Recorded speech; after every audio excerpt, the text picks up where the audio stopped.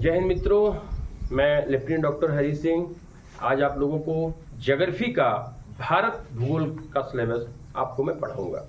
आप शुरू से अंतिम तक वीडियो देखिए। 5-6 एपिसोड में भारत के भूगोल को मैं आपको समाप्ति करूंगा। शुरू से अंत तक आप बने रहिएगा। निश्चित रूप से ये उन बच्चों के लिए ज़्यादा लाभकारी होगा जिनका भूगोल कमजोर है, जो परीक्षा के दृष्टि से भूगोल विषय को पढ़ना चाह रहे हैं, वो इसको जरूर देखेंगे। तो आइए हम आपको सीधे ले चलते हैं भारत का भूगोल में। एक भौगोलिक परिचय, भारत का भौगोलिक परिचय। देखिए, भारत के भौगोलिक परिचय की जब हम बात करेंगे तो 2-4 पॉइंट्स हमारे जो है सामने आते हैं। वो कौन से आते हैं? फिर हम सबसे पहले भारत का नामांकन, भारत का नाम, भारत कैसे पड़ा, इंडिया कैसे पड़ा, इसको कहाँ से इसका नाम दिया गया, इसकी बात करेंगे। उसके बाद भारत की अवस्थिति क्या है, इसका विस्तार क्या है, हम इसकी बात करेंगे। फिर आता है भारत का खगोलीय स्थिति क्या है, भारत का खगोलीय स्थिति क्या है। तो हम उसमें भारत की खगोलीय स्थिति में जो पढ़ेंगे वो पढ़ेंगे भारत की सीमाएं। तो भारत की सीमाएं 3 प्रकार की सीमाएं हैं। एक तो सबसे पहले आप लोग जानते हैं कि स्थलीय सीमा, जो हमारे जमीन से लगी हुई है, स्थलीय सीमा के बारे में बात करेंगे। फिर हम अपनी जलीय सीमा के बारे में बात करेंगे, भारत का जलीय सीमा कितना है उसके बारे में बात करेंगे। फिर हम जलीय पड़ोसी देश के बात करेंगे। जलीय यानी हमारे जल से कौन से ऐसे पड़ोसी देश जो है वो हमसे मेल करते हैं, हमारे पड़ोस में है, उनकी बात करेंगे। और हम भारत के स्थलीय पड़ोसी देशों के बारे में भी बात करेंगे, जो स्थल से हमारे पड़ोसी देश लगते हैं, उनके बारे में अध्ययन करेंगे। उसके बाद हम भारत का सामरिक महत्व क्या है, भारत की स्थिति क्या है, भारत के सामरिक महत्व के वजह से भारत को एशिया में क्या रोल उसका है, दक्षिण एशियाई देश उसको बोला जाता है। भारत को उसकी भौगोलिक और सारी स्थिति वजह से भारत के तमाम छोटे छोटे और जो देश पड़ोसी हैं उसकी वजह से भारत को उपमहाद्वीप भी कहा जाता है। अगर उसको देखा जाए, उसकी लंबाई चौड़ाई और सब, तो बहुत सारे भारत के जो प्रदेश हैं उतने बड़े देश हैं और जगहों पर उतने बड़े देश हैं। तो भारत के उपमहाद्वीप क्यों कहा जाता है, इन सब सारी चीज़ों के बारे में हम आपका बात करेंगे। तो नॉमिनेशन ऑफ इंडिया की बात करें हम पहले, भारत का नामांकन, nomination of India, nomination of India की बात हम यहाँ पर करेंगे कि इसका नाम भारत क्यों पड़ा, इसका नाम भारत क्यों पड़ा। तो अब आप जाइए, सिंधु घाटी जो भारतीय सभ्यता एवं संस्कृति की जननी मानी जाती है। सिंधु घाटी क्या, जो सिंधु नदी के किनारे बसा हुआ एक सभ्य राज्य, जिसका जब खनन हुआ, खोज हुआ, उस समय ये देखा गया कि इतनी सुंदर सभ्यता जो आज हम लोग 21वीं शताब्दी में उतना अच्छा नहीं कर पा रहे हैं, उससे अच्छा, जैसे आज की स्थिति को हम देखें तो हम बना तो लेते हैं बहुत अच्छा मकान, बहुत अच्छा शहर, बहुत अच्छा, लेकिन हमारा ड्रेनेज सिस्टम बहुत फेल होता है। अभी आप देखिए अयोध्या में और जगहों पे देखिए, या और अच्छे सिटीज जो बने हैं, बड़े अच्छे कॉलोनी डेवलप कर रहे हैं, नाले बना रहे हैं, रोड बना रहे हैं, लेकिन बारिश हो जाती है तो अफरा तफरी मच जाती है। इसका मतलब हमारा ड्रेनेज सिस्टम नहीं है। लेकिन हम सिंधु घाटी सभ्यता, हड़प्पा, इन लोगों को जब हम देखते हैं तो इतनी बढ़िया उनकी नालियाँ और सड़कें एक दूसरे में आपस में समकोण पे काटती हैं, और इतना अच्छा ड्रेनेज व्यवस्था था कि वहाँ पानी रुकने की कोई चांसेस नहीं हुआ करते थे। और आज के समय में तो आज से ज़्यादा अच्छा व्यवस्था है। तो देखा जाए कि सिंधु घाटी सभ्यता भारतीय सभ्यता का क्या जननी माना जाता है, आधार माना जाता है। यहीं से हमारी सभ्यता का क्या हुआ है, उदय हुआ है। ठीक है, तो वैदिक आर्य जो थे, जैसे भारत को आर्यों का देश कहा जाता है, इसलिए जो हमारे संस्कृत में या हमारे जो सामरिक महत्व के ग्रंथ हैं उसमें दिया गया है कि आर्य लोग भारत में आए थे। कौन आए थे?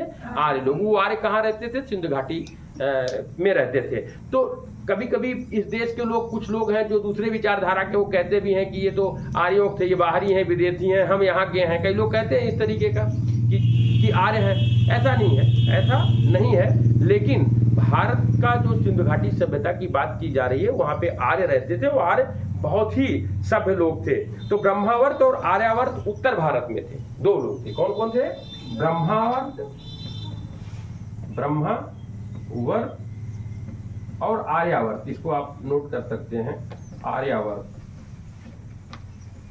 ये दोनों कहाँ थे? उत्तर भारत में थे, उत्तर भारत में। आप ध्यान से कंसंट्रेशन बनाए रखेंगे, निश्चित रूप से आपके समझ में आएगा। सौरभ, एकदम कंसंट्रेशन बनाए रखिए बस, और जहां समस्या होगी वहां पूछिएगा, हम आपको फिर से दोबारा उसको बताएंगे। बस एक बार आप इसको यहाँ पर ध्यान से सुनिए और फिर जाकर के रिवीजन करेंगे, सारी चीजें आपकी क्लियर होती चली जाएंगी। तो आर्यवर्त उत्तर भारत में जो निवास करते थे उन्हीं आर्यों के नाम पर, ठीक है, पर इसका नामकरण किया गया। आर्यों के नाम पर क्या किया गया? नामकरण किया गया। ऋग्वेद में 5 जन, ऋग्वेद सबसे पहले अगर ये पूछा जाता आपसे, आप हिंदी पढ़ते हो, संस्कृत भी आप पढ़ते हो, तमाम क्वेश्चंस आपके पूछे जाते हैं, सबसे पुराना वेद तो ऋग्वेद। कहते हैं कि सबसे बड़ा मंत्र जो है वो कौन सा है, तो सबसे बड़ा मंत्र कहते हैं कि ये गायत्री मंत्र है। वो कहां से लिया गया? ऋग्वेद से लिया गया। तो ऋग्वेद में 5 जन की बात यहां पर हो रही है। जो भरत के 5 जन में एक जन भरत, उसी के 5 जन से लिख लीजिए, 5 जन ऋग्वेद के 5 जन, ठीक है, ऋग्वेद के 5 जन में शक्तिशाली जन भरत के नाम पर इस देश का नाम, जो 5 जन है उसमें सबसे शक्तिशाली कौन है? वो भरत है। कौन है शक्तिशाली? भरत है। और उन्हीं के नाम पर इसका नाम भारत पड़ा, इसका नाम भारत पड़ा।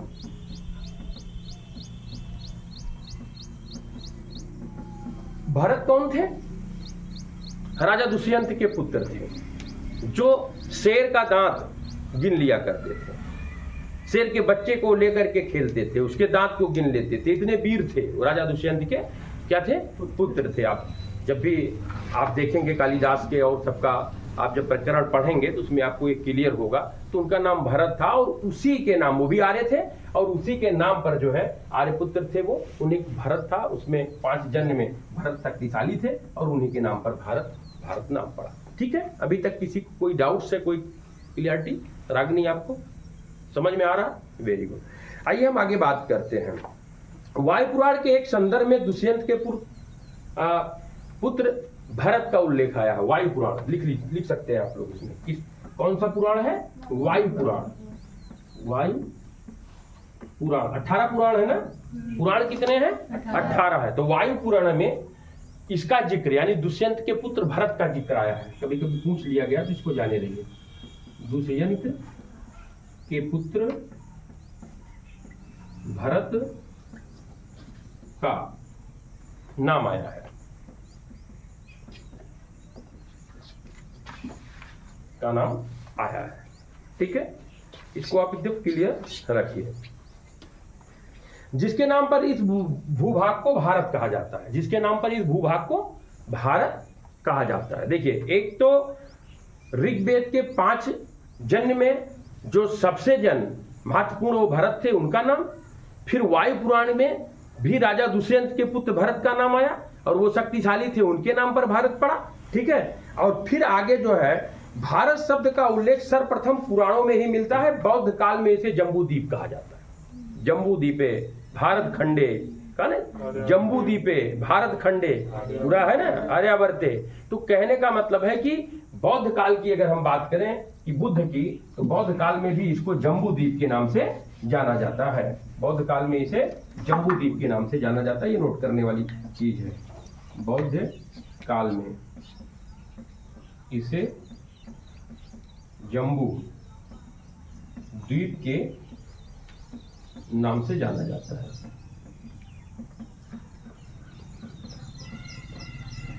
के नाम से जाना जाता है।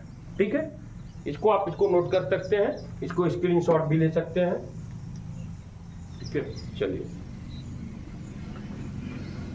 भारत के पर्याय के रूप में प्रयुक्त इंडिया शब्द की उत्पत्ति। इंडिया कौन सी? पर्याय के रूप में इंडिया शब्द,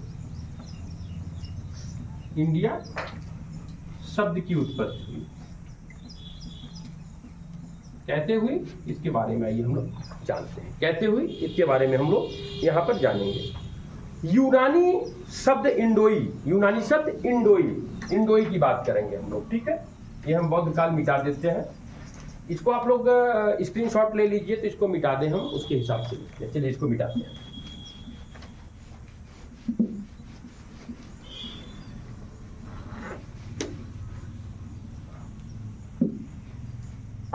ठीक है। यूनानी शब्द इंडोई, यूनानी शब्द इंडोई, इंडोई क्या है? इंडोई, इंडोई, ठीक है। यूनानी शब्द इंडोई, ठीक है, से मानी जाती है, ठीक है। शब्द इंडोई शब्द से मानी जाती है,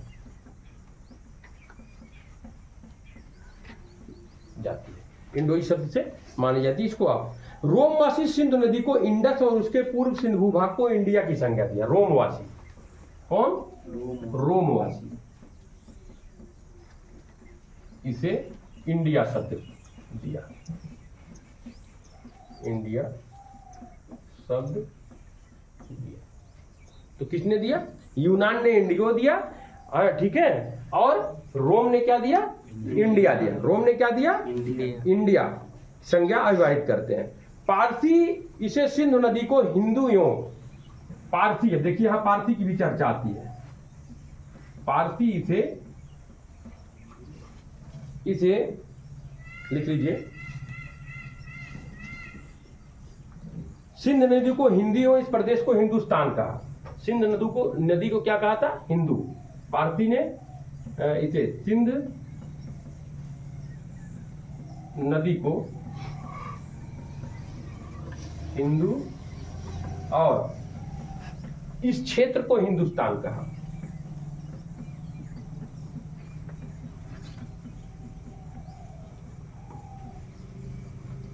हिंदुस्तान कहा।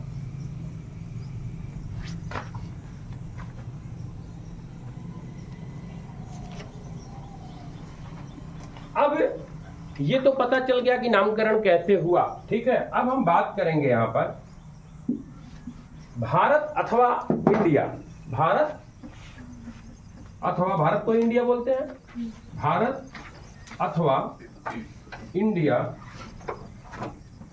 अतीत काल यानी पुराने समय से, अतीत काल माने पुराने समय से ये अपना चला आ रहा। लेकिन भारत को अगर हम देखें, भारत की सामरिक स्थिति को देखें, कल हम स्थिति विस्तार आपको बताएंगे। भारत सामरिक स्थिति को, उत्तर क्षेत्र की बात करें, उत्तर में हिमालय, और हिमालय एक बड़े चट्टानों से घिरा हुआ, एक बड़े चट्टानों से घिरा हुआ पहाड़, उसका आदि अंत है ही नहीं है, ठीक है। चुंबकीय क्षेत्र का एक हाई पावर मैग्नेटिक क्षेत्र है वहां पर, ठीक है। उसके बाद हम पश्चिम की बात करें तो पश्चिम से ही सागर शुरू हो जाते हैं। अगर हम पूरब की बात करें, पूरब में भी हमारे सागर हो जाता है। हम दक्षिण की बात करें तो हिंद महासागर बात करता है, यानी दक्षिण में हिंद महासागर की लहरें उफान खाती है और उत्तर में बड़े बड़े गगनचुंबी पर्वत, ठीक है, और एक बहुत विस्तृत क्षेत्र को, इसलिए इसको उपमहाद्वीप के नाम से जाना जाता है। स्वयं इसका सामरिक महत्व, यानी कश्मीर से लेकर कन्याकुमारी तक भारत एक है, पूरब से उत्तर से दक्षिण और दक्षिण से पूरब से पश्चिम। अब सारी चीजों को आप बताएंगे कि लास्ट पॉइंट कौन सा है, अंतिम पॉइंट कौन सा, उत्तरी पॉइंट कौन सा, दक्षिणी पॉइंट कौन सा है, सब क्लियर हम आपको बताते चलेंगे। भारत की बात करें, स्थलीय सीमा की बात करें, अभी हम उसको डिटेल में उस टाइम पे बताएंगे। तो भारत के उत्तर में अगर हम बात करें कि उत्तर पश्चिम की बात करें तो पाकिस्तान के बारे में आप लोग अच्छी तरीके से जानते हैं कि पाकिस्तान लगातार दुश्मनी 1946 से 47 में जब बंटवारा हुआ, उसके बाद जो है लगातार दुश्मनी ही, वो अपने दुश्मनी की वजह से जाना जाता है। फिर उसके आगे आप बढ़ जाएंगे तो चाइना है ही, चाइना भी हमारे 1962 की लड़ाई भी हुई है उनसे, उसमें भी आप स्थिति जानते हैं। आज भी चाइना से हमारा उतना नहीं बनता जितना बनना चाहिए। फिर आप आगे बढ़ जाएंगे तो आपका भूटान आ जाएगा, भूटान के बाद म्यांमार आ जाता है, बांग्लादेश आ जाता है। ये स्थलीय सीमा हमसे टच करते हैं, थोड़ा सा अफगानिस्तान टच करता है, उसके बारे में हम आपको बताओगे। वो थोड़ा सा अफगानिस्तान टच करता है, उसके बारे में हम आपको चर्चा यहाँ पर कर लेंगे। फिर अगर हम जलीय की बात करें, जलीय में भी आपका म्यांमार और उसके बाद श्रीलंका आ जाता है। तो ये सब देश जो है मिला करके और हमारी संस्कृति देखी जाती है। अभी हम पाकिस्तान की बात करें, जब हम बाघा बॉर्डर से अंदर प्रवेश करते हैं, जब हमारी समझौता एक्सप्रेस वगैरह चलती थी, तो आप जब अंदर जाएंगे कुछ दूरी तक तो आपको लगेगा हिंदुस्तान में आप है। वही जिलेबियाँ, वही समोसे, वही पकौड़े, वही सारी चीज़ें दिखाई पड़ती हैं। तो ऐसा लगता है कि सब जो है आपका एकदम भारत में ही है, अंतर ही नहीं दिखता है। तो भारत का ही तो खंड था। 1947 के पहले सारे लोग एक साथ मिलकर के क्रांति किए थे, सारे लोग अंग्रेजों से स्वतंत्रता के लिए हम लोगों ने जो है पूरा मेहनत किया था। तो ऐसा दिखता है, वो कभी हम चर्चा पॉलिटिकल साइंस जब हम पढ़ा रहे होंगे तो उसमें हम आपका करेंगे। अब बात हम करते हैं कि भारतीय श्रीलंका और मालदीव जो समुद्री हमसे लगते हैं उसका भी अपना महत्व एक यहाँ पर देखने को मिलता है, जिसको आप नोट कर लीजिए, फिर हम आपको आगे लेकर के चलते हैं। अब परीक्षा के दृष्टि 2-3 क्वेश्चंस पूछे जाते हैं। क्वेश्चन नंबर 1 नोट कर लीजिए आप, परीक्षा की दृष्टि जो पूछे जाते हैं वो क्वेश्चन नंबर 1 कौन सा है? वो है, सर्वप्रथम किस देश के निवासियों ने भारत को हिंदुस्तान की संज्ञा दी? सर्वप्रथम किस देश के निवासियों ने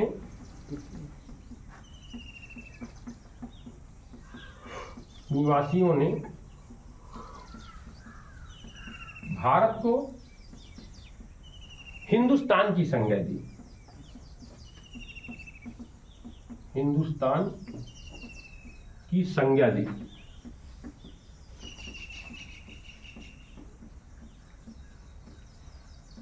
उत्तर बताइए, कौन बताएगा? आप विश्वकर्मा खड़े होइए। कौन? पारसी, यूनानी और पारसी, ठीक है। यूनानियों ने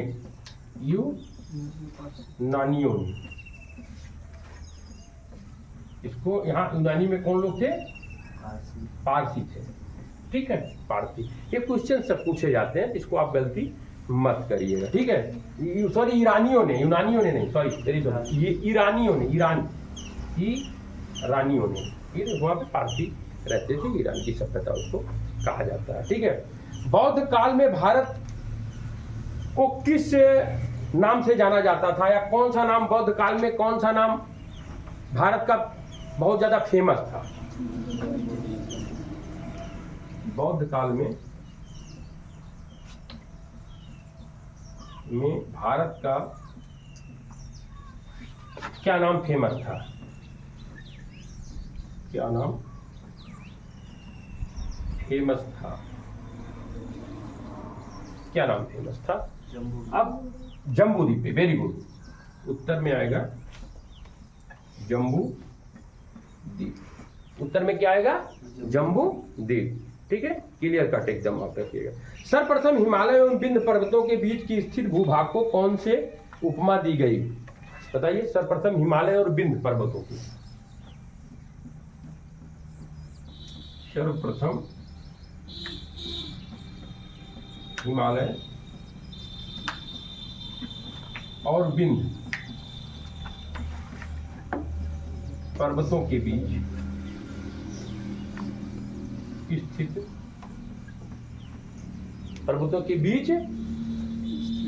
स्थित भूभाग को कौन सी उपमा प्रदान की गई? स्थित भूभाग को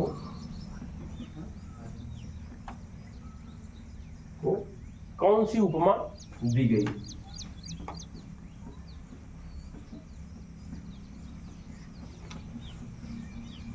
उपमा दी गई ब्रह्मावर्त और आर्यावर्त, वेरी गुड, ब्रह्मावर्त और आर्यावर्त। उत्तर में लिख लीजिए, ब्रह्मावर्त और आर्यावर्त। ये बहुत अच्छी है, इसको आप इस तरीके से क्वेश्चंस को, टॉपिक पढ़िए, क्वेश्चन को छांट के किनारे कर दीजिए और उन्हीं क्वेश्चन को आपको देख लेना है, तो आपके दिमाग में, आपके मानस पटल में ये चीजें अस्थायी हो जाएंगी, वो आप अच्छे से कर सकते हो। कोई बच्चा ये कहता है कि हमको सर क्वेश्चन नहीं कर पाते, तो उसके पीछे कारण होता है कि वो ठीक से स्टडी नहीं करता कंसंट्रेशन में, और उसके बाद रिवीजन नहीं करता। अब इसको एक बार आप रिवीजन कर लेंगे तो हमें लगता नहीं है कि इससे एक आध क्वेश्चन कभी आ गया तो उसको आप भूलेंगे। ये अभी आपको हम स्लो इसलिए लेकर के चल रहे हैं कि परिचय खागा जब बन जाएगा, यानी ट्रेन जब एक जंक्शन से निकलती है तो एक स्पीड में धीरे धीरे निकलना होता है, फिर जब वो रास्ते में अपनी स्पीड को कवर कर लेती है। तो आप लोग बने रहेंगे, निश्चित रूप से अच्छा होगा, अच्छा हम पढ़ाएंगे। आज यहीं तक, कल हम इसकी स्थिति के बारे में अध्ययन कराते हैं। जय हिंद।